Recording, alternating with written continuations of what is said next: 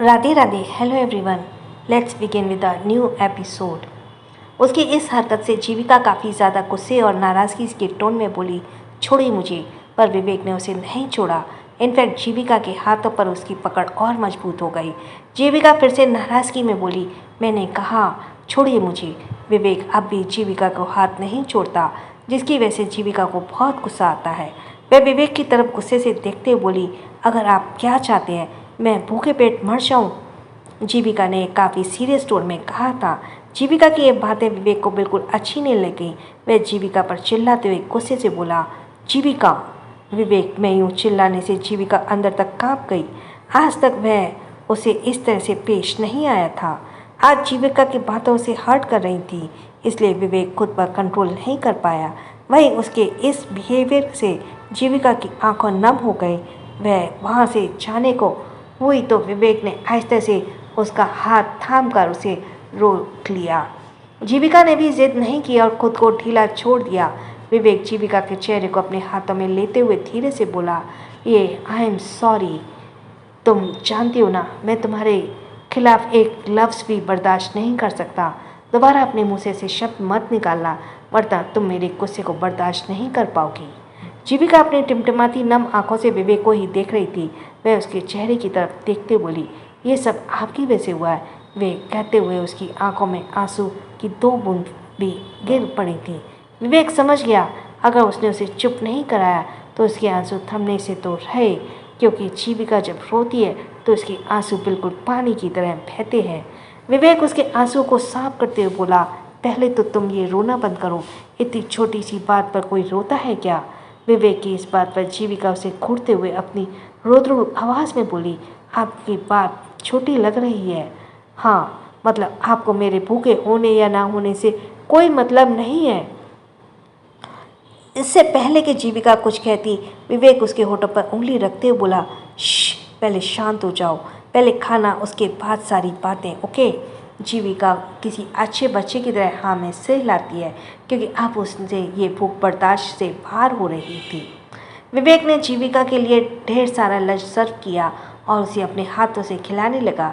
जीविका ने जैसे ही एक बाइट अपने मुंह में लिया, उसे खाने का स्वाद बेहद ही अलग लगा। ये उनके रेगुलर शेफ से हाथों से टेस्ट से काफ़ी ज़्यादा अलग था।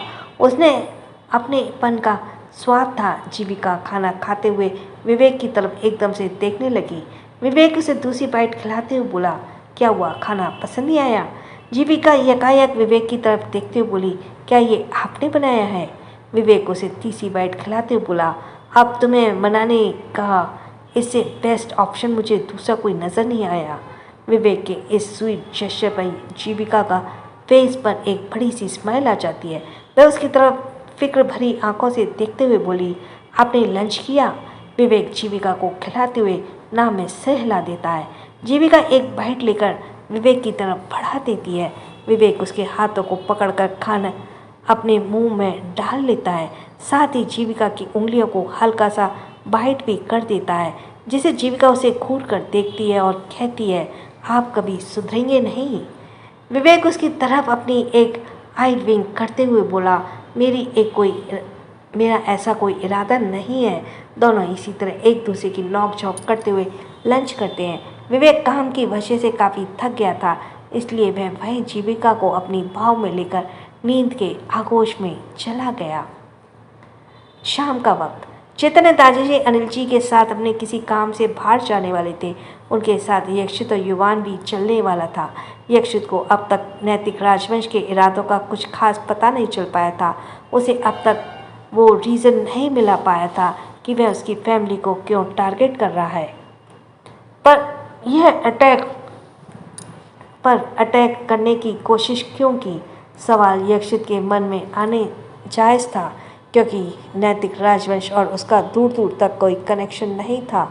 चेतन दादाजी और अनिल जी दूसरों को रेडी हो चुके थे दोनों ही, और वे सब उस अपने नए फार्म हाउस से भी होकर आने वाले थे, जिसे यक्षित ने अभी हाल में ही खरीदा था। युवान को तो अब तक का सबसे ज़्यादा पसंदीदा फार्म हाउस था। जब से उसने उसकी डिज़ाइन फ़ोटो में देखी थी, तब से उसकी वहाँ पर जाने की इच्छा थी। आज उसने किसी तरह वहाँ पर जाने की परमिशन ले ली थी। उसने डैडी और चाचू को बाहर जाते हुए देखा। नन्हा वेद भी मचल उठा। वह बगल में खड़ी अपनी मम्मा से जिद करते हुए बोला, मम्मा मैं डैडी और तातू के साथ घूमी घूमी करने जाऊँगा प्लीज। वरना एक साथ हाथ में नन्ही निशानी को थामे दूसरे हाथ में नन्हे वेद को सिर पर हाथ घुमाते हुए बोली, बच्चा डैडी और चाचू अपने काम से बाहर जा रहे हैं।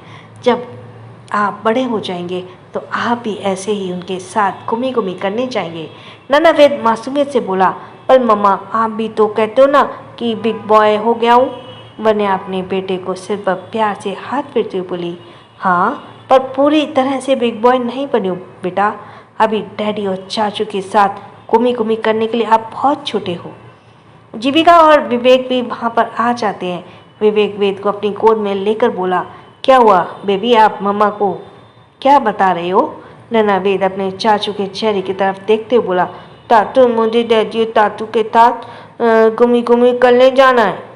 नन्हे वेद की इस जिद पर विवेक बोला, अगर आप डैडी और चाचू के साथ घूमी करने चले गए तो यह विवेक चाचू के साथ कौन खेलेगा? जीविका वेद के सिर पर प्यार से हाथ फेरते बोली, बेबी ऐसे में तो आपके विवेक चाचू सैड हो जाएंगे। क्या आप चाहते हो कि आपके प्यारे चाचू सैड हो जाए? हाँ। नन्हा वेद मासूमियत से नाम में सिर ला देता है। वहीं यक्षित वेद को बाय करते हुए उसकी फेवरेट चॉकलेट आइसक्रीम लाने का प्रॉमिस करता है। फिर वे सब वहाँ से कार पार्किंग की तरफ आ जाते हैं। चेतन, दादाजी और अनिल जी आगे वाली कार में आने वाले थे। यक्षित और युवान दोनों पीछे वाली कार में बैठने वाले थे। वे कार की तरफ जाने लगे कि तभी अनिल जी को याद आया कि उनका फ़ोन तो उनके बेडरूम में ही रह गया।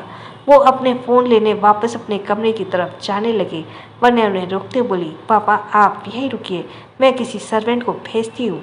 अनिल जी मना करते हुए बोले, अरे नहीं बेटा, बस जरा सा काम है, मैं यूँ गया और यूँ आया। ये बोलकर वे अंदर की तरफ चले गए। युवान फार्म हाउस जाने के लिए काफ़ी ज़्यादा एक्साइटेड था। वह लपक कर पहली वाली कार में बैठ गया। यक्ष भी अपने भाई के उतावलेपन को देखकर ना में सिर हिलाते हुए अपनी आंखों में स्पेक्स चढ़ाकर कार की तरफ बढ़ने लगा। तब तक अनिल जी भी अपना फ़ोन लेकर वापस आ चुके थे। वे दोनों चैतन्य दादाजी के साथ पिछली कार में बैठने ही वाले थे। तभी वहाँ पर एक तेज धमाका हुआ।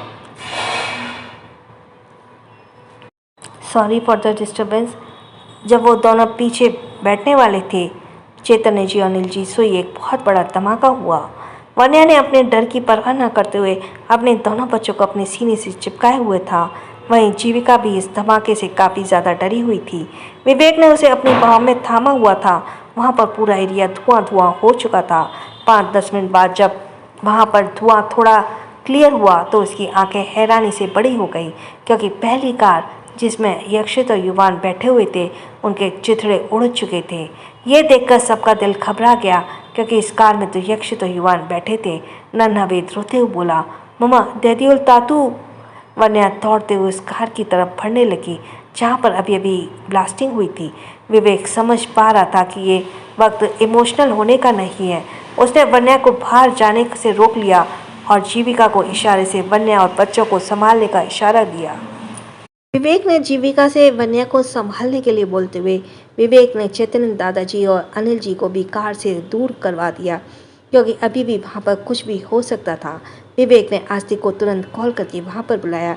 थोड़ी ही देर में वहाँ पर हाजिर हो गया। वह भी काफ़ी जख्मी हालत में लग रहा था। उसे काफ़ी चोटें आई थीं। आस्तिक विवेक की तरफ देखते हुए बोला, मैं इसी बारे में बॉस को इन्फॉर्म करने वाला आ रहा था। पर विवेक उसे समझाते हुए बोला, आस्तिक ये वक्त रिग्रेट करने का नहीं है। बॉम्ब स्क्वाड्स को पूरी टीम सिंघानिया मेंशन के कोने कोने में फैला दो और ये पता करने की कोशिश करो कि जिस किसी ने ये घिनौना काम किया है उसकी निगाहें कहाँ तक गई हैं। आस्तिक यस सर कहता है और थोड़ी देर में बॉम्ब स्क्वाड की पूरी फौज वहाँ पहुंचकर पूरे मैंशन को घेर लेती है। 5 मिनट के अंदर उन्हें पता चल जाता है कि उसके अलावा और कहीं पर भी बॉम्ब नहीं था।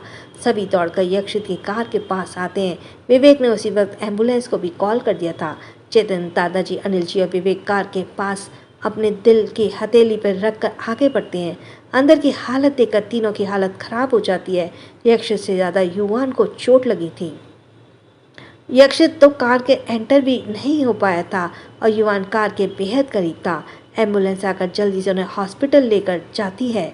विवेक जल्दी से आस्तिक के साथ हॉस्पिटल के लिए निकल जाता है। उसकी कार एम्बुलेंस के पीछे पीछे जा रही थी। वहीं पिछली कार में चैतन्य, दादाजी, अनिल जी और वन्या अपने दोनों बच्चों को साथ बैठी थी। वन्या ने अपने दोनों बच्चों को किसी तरह संभाल कर रखा हुआ था। उन्हें संभालने के लिए बड़ी मुश्किल से अपने आंसू रोक रखे थे। अनय अपने कैबिन में बैठा कर लैपटॉप पर काम कर रहा था। कहने को तो वह काम कर रहा था, पर उसका पूरा ध्यान कहीं और था। उसका दिल बार बार घबराता था किसी अनहोनी के डर से। उसने डेस्क पर रखा ग्लास उठाया और उसने पानी पीने लगा। उसने स्क्रीन पर से नज़रें हटाई तो उससे पहले दृष्टि का कॉल किया। दृष्टि रेस्ट कर रही थी, इसलिए पहली बार में उसने कॉल रिसीव नहीं किया। दृष्टि को कॉल ना उठाते देख अनय का दिल थोड़ा घबराने लगा। उसने जल्दी से दोबारा कॉल किया। इस बार दृष्टि ने कॉल पिक किया तो उसने सामने से अनय की घबराई हुई आवाज़ आई, वाइफी क्या तुम ठीक हो? मेरा कॉल क्यों नहीं पिक किया? दृष्टि अनय की बातों पर एक घबराहट साफ साफ देख पा रही थी। वह अनय को काम करते हुए बोली, अनय प्लीज़ रिलैक्स, पहले आप शांत हो जाइए और घबराइए मत। बताइए क्या बात है, आप घबरा क्यों रही हैं? अनय उसके चेहरे पर हाथ रखते हुए बोला, पता नहीं वाइफी, पर मेरा दिल बहुत घबरा रहा है, इसलिए मैंने तुम्हें कॉल किया। दृष्टि अनय को काम करते हुए बोली, आप फिक्र मत कीजिए, मैं बिल्कुल ठीक हूँ। क्या आप आज जल्दी घर आ सकते हैं? अनय फ़ोन में दूसरी तरफ से बोला, मैं कोशिश करूँगा। फिर वह कॉल डिस्कनेक्ट कर देता है। दृष्टि से बात करने के बाद भी अनय का मन शांत नहीं हो रहा था। वह कैबिन से इधर उधर टहलने लगा। दूसरी तरफ यक्षित और युवान को हॉस्पिटल पहुंचाया जा चुका था। आज तक चैतन्य दादाजी के ऑर्डर पर मुंबई के बेस्ट डॉक्टर की टीम पहले ही रेडी करवा दी थी, पर इस वक्त सबकी जान हथेली में अटकी हुई थी क्योंकि धमाका काफ़ी जोर से हुआ था। चैतन्य दादाजी के चेहरे पर भी चिंता की लकीरें साफ साफ झलक रही थी। अनिल जी का दिल कि अपने दोनों बच्चों के लिए बहुत ज़्यादा घबरा रहा था। डॉक्टर्स दोनों का चेकअप करने में लगे हुए थे। जीविका वन्या और बच्चों को संभालने में लगी हुई थी। बहुत कोशिशों के बाद भी वन्या अपने आंसू संभाल नहीं पाई और उसके आंसू बहने लगे। जीविका वन्या के गले लगाकर बोली, दी प्लीज संभालिए खुद को, अभी तो आपको वेद और ईशानी को भी संभालना है। वन्या अपनी नम आंखों से जीविका को देखकर बोली, जीविका यक्षित को कुछ नहीं होगा ना? जीविका अपनी दी के आंखों में आंसू बिल्कुल नहीं देख सकती थी। वन्या की आंखों में आंसू देखकर उसे कितनी तकलीफ हो रही थी, जीविका का दिल ही जान रहा था। जीविका अपनी दी के आंसू पोंछते हुए बोली, आप फिक्र मत कीजिए दी, कुछ नहीं होगा जीजू को और युवान को, बस आप थोड़ी सब्र कीजिए। हाँ, मैं जानती हूँ मेरी दीदी बहुत स्ट्रांग है।